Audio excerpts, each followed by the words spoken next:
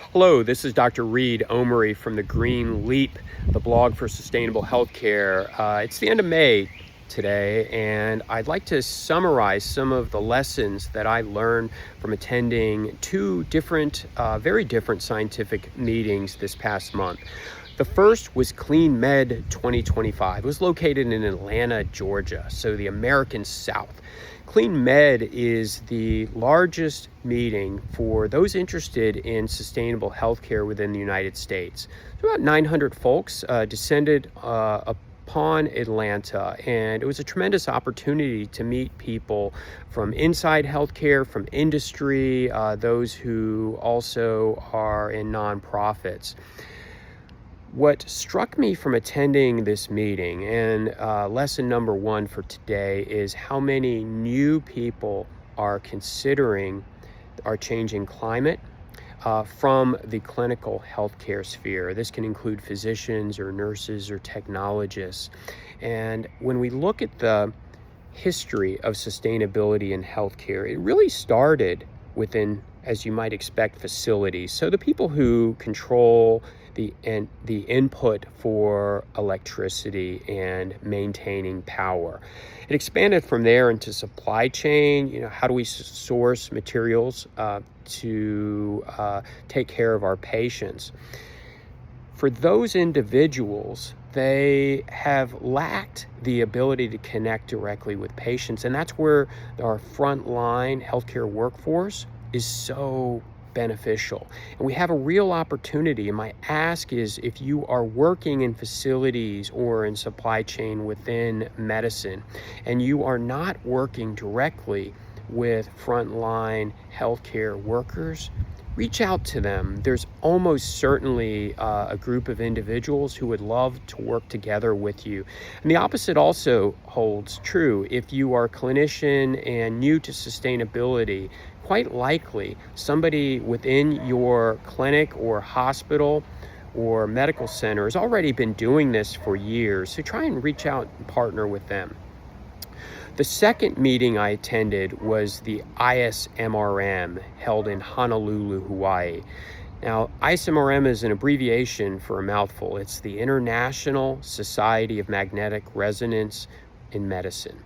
Basically, this is the largest MRI meeting in the world, about 6,000 attendees. And unlike CleanMed, most of the attendees are scientists.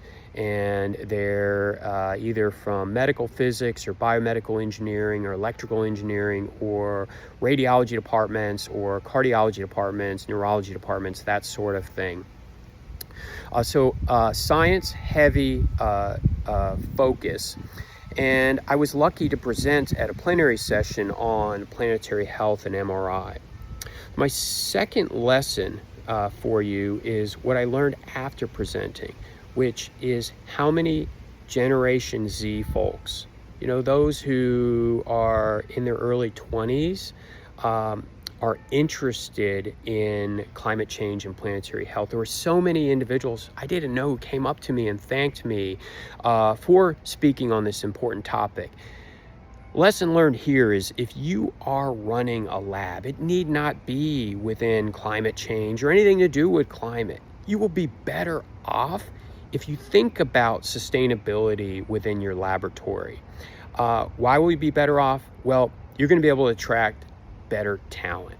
And that talent is from Generation Z, and they care deeply about this issue. So why not connect with My Green Labs and think about doing an audit of your laboratory practices? Why not try and recruit a top graduate student by offering them a position as the sustainability officer for your laboratory? This is an immense opportunity to improve your science, to attract and retain better students of science, and also to make a difference for our planet. Now, the third lesson for me was the native Hawaiian concept of Malama Hunawa. Now, the Hawaiian language is beautiful and it's complex, and I am not Hawaiian, so I speak from a position of humility in trying to explain something that I didn't grow up with in a different language. But I would like to share my appreciation for this concept that I first learned about from my friend from residency, Dr. Lee Miyasato, who is an interventional radiologist in Maui. And he explained how this concept means to care for our island Earth and to recognize that in caring for our island Earth, it's really about caring for ourselves and each other, caring for our communities, our culture, our families, caring for our plants, caring for our planet, and recognizing that we don't have unlimited resources. The choices we make today will affect us in the future.